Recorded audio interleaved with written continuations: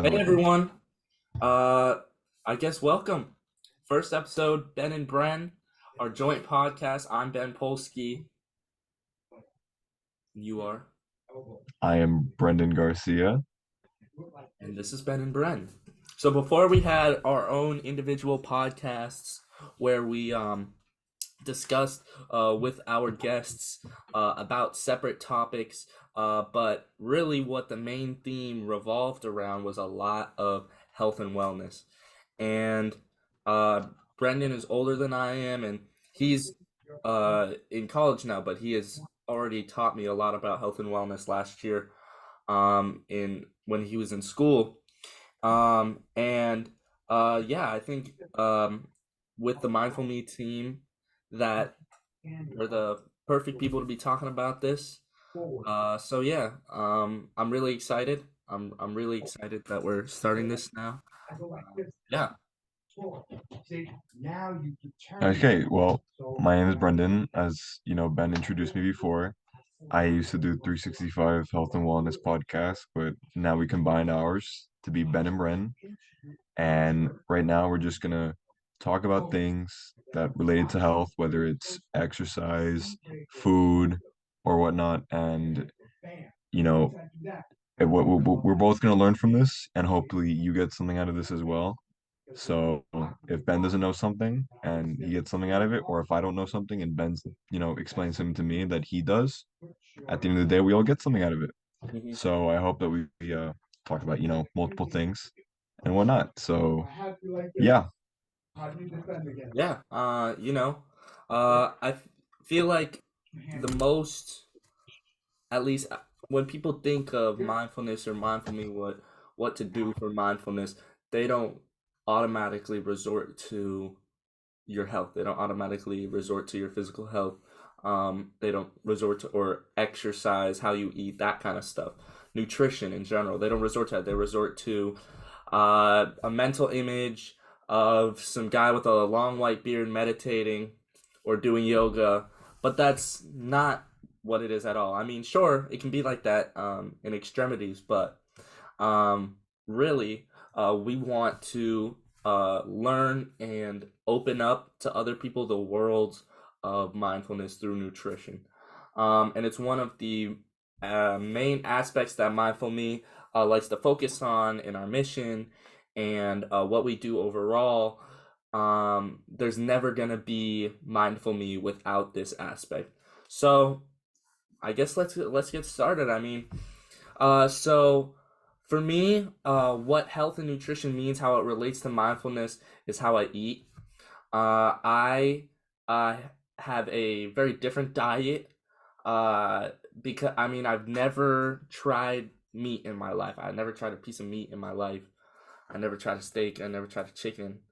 I've tried fish and shrimp and stuff, but I've never tried like land meat, let's say. So I don't know. I feel like I want to know from you, Brendan. Like, am I missing out on like what it provides? Like, does it like provide anything? Because I feel like I'm like any sort of mental stimulation. Like, because I know people are like, yeah, me, I love meat. It's great. I can't go a day without it. But the main thing that I see in diets that I feel like need to change just overall is a culture of not stopping. So whether that be uh, you have something even unhealthy like Twinkies, keep eating it, or ice cream, keep eating it, keep eating it, keep eating it, not stopping. But I'll see a lot of the same reaction with like meat and healthier foods like that even. So just like from your experience, Brendan, like how like I just want to know personally because I don't even know like about like just what it is to you. Like is it like your source of protein and stuff, like how that just helps you? Well, it's a lot. And when it comes to diet, I've done a lot of research and experimentation over, my time with dieting and eating because I always found things, I needed energy because I used to play basketball a lot in high school and I was part of the team. So when it came to that, I needed to find ways to get more protein more energy, more calories, whether it be meat or, rice or, salads. There was always ways to get energy. But what was the best way to get energy for me? Now, of course, I was an athlete at the time. When it comes to, people who may be athletes or not, whether you're so wait, question, you're a pescatarian, right? Yeah, Because yeah, you've just eaten fish, kind yeah, of ish. Okay. Well, do you eat eggs though? Eat yeah, yeah. I eggs, love eggs. Yeah, milk, like yeah, cow's all milk? that. Okay, well then you eat other products that are like from land animals besides meat, Right, right? right, right. Like, yeah, like eggs and Well, milk and I stuff. guess the I guess the biggest thing you're really missing out on is certain it's just like giving your body a variety. Yeah. Um, Nothing's wrong with having a, fish-based diet and then some, products from land animals. Because fish, we think we lack a lot in fish. A lot of fish, like you eat salmon, right? Yeah. Salmon's really good for you. It has vitamin D in it. Things we don't. That's something we don't get a lot. So when you eat salmon, you're giving yourself that vitamin D. Cod is good. Mahi mahi, Hmm. tilapia. All those like fish food are really good for you. But I guess when it comes to land animals, the source of protein is more potent in the meat. Hmm. I guess that's like the difference. Yeah, it's like It more has more beneficial. fat. I'd say it has different types of fat that your body needs, but also fish has fats and protein that your body needs. So there's like a difference there. You kind of want to get both. There's nothing wrong with just, doing that. I mean, you're eating the animal products. You're eating eggs, which is good for you. There's a lot of things with like testosterone and whatnot that it gives you. Milk is also good for you to a certain extent. It depends. Milk is very tricky because some people are lactose intolerant or Right. people Yeah. just react very bad to milk, especially like things like cheese. And when you cook milk, it gets to a point where like it's bad for you. So it could be kind of like a toxin sometimes. Oh. But I don't think I'd say you're missing out in the sense that you're getting a variety. I mean, nothing's wrong with having a steak or having ground beef or chicken or pork. Well, pork, depending on, where you stand religiously. I mean, pork is kind of a dirty meat. I think I've talked about it before on my other podcast where pork is kind of like a tricky meat Hmm. because it's perceived differently in society. Some people Yeah, I don't feel eat it like because people don't see. I feel like people see pork as a meat that tastes good. You know, like a steak and chicken. You can make it all taste good, but they also know that yeah, it's healthy for you. But I feel like people just see pork as like, yeah, I mean, it tastes good, you know, and that's such an important part of diets that people don't talk about. Like it should taste good. Like if it works for you, it should work for you because it makes you feel healthy, it makes you physically healthy, but it also makes your taste buds good. At least for me, something that's very important to me. I love cooking. I love all that stuff. If like I want something to taste good, you know? Like if sure it could give me like health benefits and such, but I want to spend time making it taste good in the process. And that's something really important, you know, especially for people who maybe can't afford all these fancy foods that make fancy fruits, vegetables, meats that make these extravagant, delicious meals. It's harder for them, but it's still important to try and uh, get a healthy diet, but also a diet that you enjoy, because then I guess it just takes all the fun out of eating. I actually, uh, it's this place called Kripalu, and it's in the Berkshire Mountains, which is like this mountain range in Massachusetts, in western Massachusetts, right near New York. It's this big mountain range, and there's this getaway retreat, meditation, mindfulness, like getaway slash hotel kind of thing. I'm not sure what I would call it, but I've been there before, and there's great things there. But what there is, so first of all, they have amazing food. They have amazing food, so well seasoned, so well flavored. But they have a silent eating room. So there's the cafeteria that you can talk to people while you eat. but there's a dedicated silent eating room. And I know we talk about, at least Brendan and I have said, how important your diet is, how important nutrition is, for mindfulness to keep your head clear. But actually practicing keeping your head clear while eating is so important. This room, you can't be watching, like a lot of people are eating and watching TV, or eating and watching YouTube or something. I'm guilty. I do that pretty often. But in this room, it is completely silent and it is only you eating. And it's a real, honestly, it was kind of a weird experience. Like at first, it's like it's like everybody is just ignoring you. But it's cool. It's cool how we can make that connection between a healthy diet to clear our mind, and then once our mind is clear from this healthy diet, we're putting it to use by taking a moment for mindfulness in a silent room, which is really good. Like how they, I liked how they connected the two. Um, so yeah, I mean, at least that's my recommendation is try maybe 2, 3 meals a week where Yeah, I talking think or that's a watching. great point that you bring up, Ben. Sorry for cutting you off. No, I you're don't good. mean to, but it's very important that you enjoy your food a lot. And going back to what you said before with taste, I want to start there is, a lot of trying to be healthy and you want to have taste with it. That's another part of it being comfortable. And the silent room thing, that's actually a really big thing you bring up because a lot of people are usually eating. Um, they're eating very early and they have to rush. They have to rush eat. So because they have to either go to work or go to school.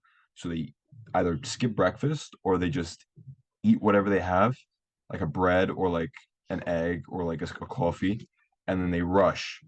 They rush to where they're going because they're always on 90 miles per hour. They're not taking that moment to really enjoy the food. They're just eating it. They're not savoring the taste, and they're not like, they're not taking in what's in their head, like, the taste, the feeling of the food, its warmth, the texture. Because I guess that's another thing, when you eat food, like if you're going out to a restaurant and you sit down, you eat, and you actually taste the food, you savor it. You don't just eat it, you're there to enjoy it. A lot of people don't necessarily enjoy the food that they eat when they get up in the morning or whatnot. They don't take into consideration what they're eating and how it's, affecting them and what they're thinking about it. Because if your food doesn't taste good or it does, then you're not going to feel good throughout, the day as well. You're not going to have that same mentality going to work or going to school. When I sit down at home and I wake up at 6 o'clock every day, I wake up early to get to class. I got classes at 9:30 for college. So I get up early, make my breakfast. I try and make it as as uh as whole as possible. I put eggs, I put bread, I put in some tomatoes with my eggs, I get everything and I make a shake with it. Like I have a shake every week. It lasts me a week and has fruits and vegetables in it. And I make it for me and my family. And I get that shake really good. It's like a smoothie. It tastes great. And you also get everything you need with it. You could throw in like turmeric in there or like um beets, but you could also coat the the the some of the fruits, some of the vegetables that don't have any flavor, like kale. It's horrible to eat by itself. It's disgusting. I hate it. Yeah, yeah, I agree. It's disgusting. It's disgusting. So when you throw that in there and then you coat it with like bananas, apples, or pears, you don't even taste the kale, but you're still getting the nutrients from it. Same thing Yeah. with like your meal, like the main meal, the eggs and whatnot. Throw some salt. You need salt. Salt is good for you. Sodium is definitely good for your body. Pepper, pepper is good for you. You kind of want some of the nutrients from that. Throw it in there. Maybe throw in some hot sauce or something. At the end of the day, I mean, like you're getting the nutrients from the eggs and everything else into your body, and you're making it taste good at the same time. You're throwing in spices to make it better. Bread, put butter on it. It doesn't take long to throw butter onto bread. It only takes like 10 seconds at most. It doesn't take a lot to make what you're saying is the food comfortable. Mhm. And at the same time, taking a moment to actually enjoy the food. That's a big thing with like mentality. Yeah, I mean, so Excuse my computer. It's like the fan has a problem right now, so I'm gonna try to move the mic away from the thing. But that's a good point you were making. Because I think like the main thing I grab out of that is if you want to have a healthy diet, a lot sometimes it's gonna come with something that probably doesn't taste good. If you want greens in your diet but you don't like kale, you should still probably eat kale. It doesn't mean just because you don't like it doesn't mean you shouldn't have it. But the solution to that is dilution. Diluting it with something that you like, diluting it with something that tastes good and is also healthy, like you said, a banana or strawberry. Uh, what's it called? Overpowering the taste of the kale. Because by itself, no one wants to just eat straight kale to get healthy, or else and no one would be healthy. You know. Um. So yeah, I mean, I think that's important. Um what I do have to say about that though is like in the morning, especially I know for me when I'm rushed, I feel like I don't have a lot of time to eat, but I've I've been waking up early recently and I have actually been eating and I feel like that's paid off. And a lot of the times, like I'm not even hungry in the morning, but I just eat, uh, because well, my dad kind of makes me. I At first I was like, no, I didn't want to do it by myself, by my own choice, but my dad knew the importance, and he had me start to eat breakfast, and now that I'm accustomed to it, it's so important because I feel like it's just the right thing to start me off of the day to like a booster throughout the day. Um, it's not very logical for us to expect someone to sleep for 8 hours, 10 hours, whatever, to sleep for 8 hours and then just get up and 20 minutes later walk into school fully ready to learn, fully ready to understand calculus, you know? We just expect people to just hop out of bed ready to learn. But no, that waking up process is a long process. It differs for everyone. But I feel like mine at least has definitely been assisted through the use of breakfast. Especially breakfasts that are like whole, like Brendan was saying. So, yeah. Yeah, everybody's has a different circumstance when it comes to breakfast. And, I always encourage eating breakfast because it's the most important meal of the day. It's what starts you off. And, some people have circumstances where, they either get up too late or they live far away and getting up too early would make them tired at the end of the day of school. And it's like that thing where you can't really eat breakfast. You can't sit down, eat breakfast, and then at the same time and like get ready after that. You can't take a moment to actually just focus on breakfast. Like you're always eating breakfast and doing other stuff at the same time so that you can get to that place. When I used to live in New York, um, my mom would have to go to an area called Nyack in New York. And so she'd have to go uh we lived in an area that was far from Nyack. It was like at least like 15 miles. And she would have to go into New York, deep into New York, into the city, through a bridge, and then onto the other side. And it was always across the river all the time. She would have to take the bus to um where she had to take the bus to the bridge, then take another bus over the bridge to Nyack. She was always in a rush, and it was always like a 2 hour like bus ride.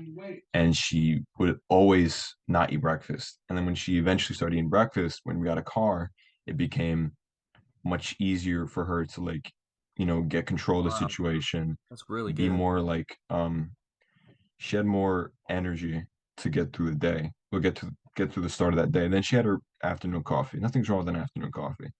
I mean, I don't bash coffee because sometimes, it's like a thing where, we get tired and we're always expected to do a lot of work. So coffee in a sense isn't too bad. Just don't like rely on it. That's the thing. People like to drink coffee in the morning with no breakfast and expect to get throughout the day fine, and then eventually, and when it actually ends, they crash. So that's why I don't like coffee right in the morning. You eat something with your coffee, at Yeah, I least. mean, I've never been a personal fan, but I'm also not one to bash others. I just personally, it's just I don't like the taste, but I understand why people do it. I understand the appeal of it. But I also do think it's about diversity. Now, if we have something like coffee, we're not just going to go around saying coffee's bad. We're not going to go around saying all this other stuff's bad. Everything's good in moderation. But it's about even things like water. Too much of it is not good, or too little of it's not good. So I guess it's just all about diversity. Um, yeah, so as we come to a close here, it's, our main points are that, at least for today, that it's all about diversity to the best that you can. So to the best of your ability, try and diversify your diet. I mean, I try the best that I can to get different types of proteins, different types of beans, tofu, fish, um, and the most that I can diversify, I definitely try to. But if you have the resources and you have the time to really plan out how your diet's going to be uh, diverse and how it's going to be good for you. Will it taste good? Will it be good for your happiness, for your mind? Then there you have it. I mean, I mean, Yeah, it's a variety, and at the end of the day, it's all what you want to do. No one wants to. I don't encourage forcing anybody to just eat everything. I mhm. always, I don't, yeah, force. I always encourage to. I always say getting a variety of everything is good for your health because we're omnivores as humans.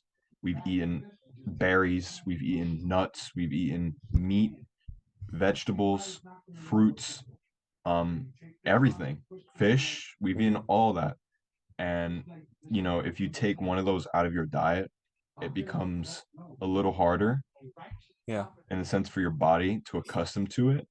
But if you get most of that, then at the end of the day, you're gonna function properly.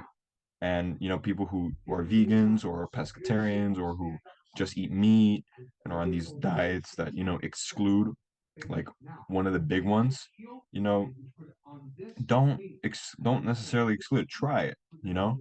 Meat isn't bad in a whole. You know, there's fish, like how Ben eats. I eat fish and meat, both land and sea. It just depends on what nutrients your body needs. Some people can do vegan, some people can't. I personally can't do vegan, so I get a variety of everything. If I go vegan, I will be hurting. I'd always be hungry. That's the thing. I have to eat so many more meals. I have to put more money into it. It's not economic for me, and it's not economic for the people in my household as well. So, eating everything together is, what it's all about. And I hope that people, do their own research as well.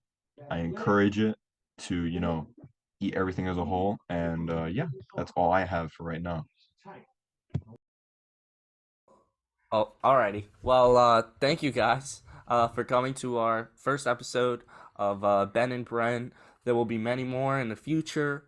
But yeah, I mean, this is our first episode. We're both very excited to be joining up now with the knowledge that I know Brendan has, and I mean, the very tiny knowledge that I do have. Um, I think is great to learn, great to share with the world. And yeah, so thank you guys, and we will see you next time. Thank you. Thank you guys. Bye.